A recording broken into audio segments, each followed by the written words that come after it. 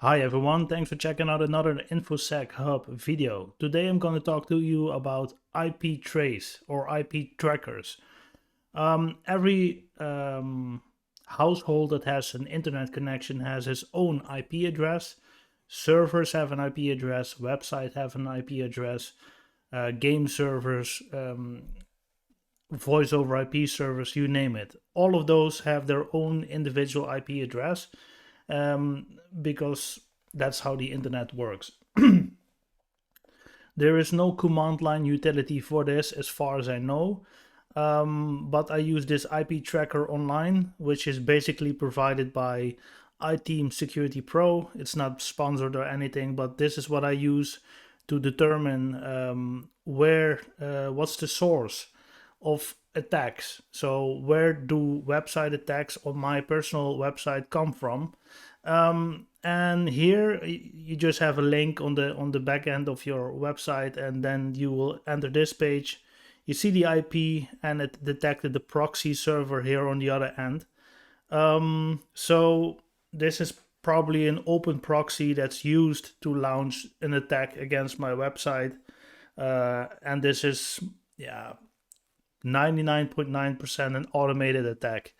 Because I saw what kind of attack it is. It's just a password guessing attack. It's just a script trying to log in to the backend. But what the firewall do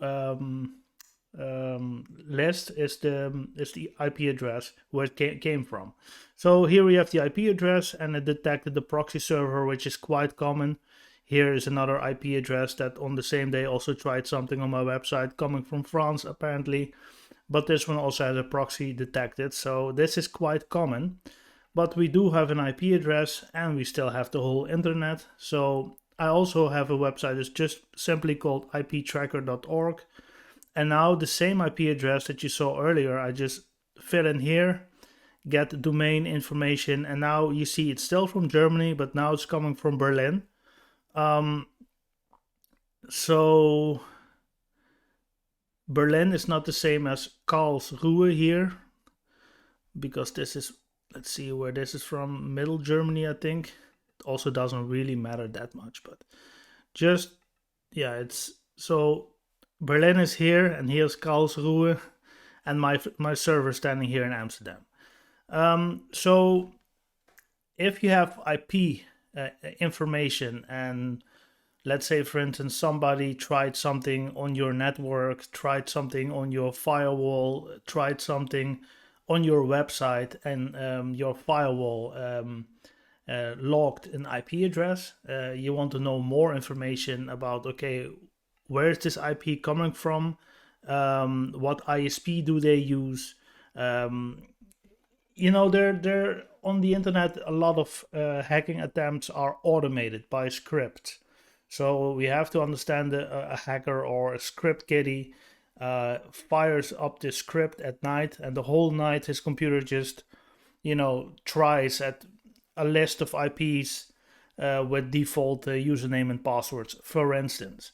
And at a certain point, they will enter your website, and the firewall detects it and blocks it. And usually, how it goes by default, that IP can't reach the website that it tried to attack. For 24 hours it can't reach it anymore, or 48 hours depending on your settings, and after that you can try again. But you can also make sure every time that this happens, that IP address is automatically locked out of your website for indefinite time. It When there is a need for it, I will make videos about how to determine if this was an automated attack or there was really a hacker against it. My website is just a simple blog. It's text with a link to YouTube videos, so you can't really steal a lot there. You can just deface my website or try to get it offline. But again, if you want to know where it's coming from, you have the tools here with IP Tracker, and this one also. But if you already see a proxy server is in the middle, then you know a proxy is an intermediate piece in the puzzle. So you have the client that firing up the attack, either automated or just a real person, goes to the proxy server, and from the proxy server is being launched to the target. So just to hide their real identity, because it's all illegal what they try to do. So if you have a proxy server, and there's still many open proxy servers available on the internet, I think the administrator of the proxy server also keeps loggings of who connected.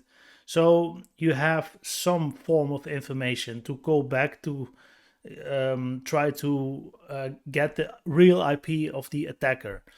But then you need to make a clear distinction between an automated attack and a real person's attack. We'll go more into depth into this in web server, website security later. Also when it comes to WordPress. So if you want to hear more about this, or you have a question, just please let me know. For this topic, we talked about IP tracking and the possibilities that you have to do this online. Thanks for watching this video, and we hope to catch you guys in the next one. Thanks for watching.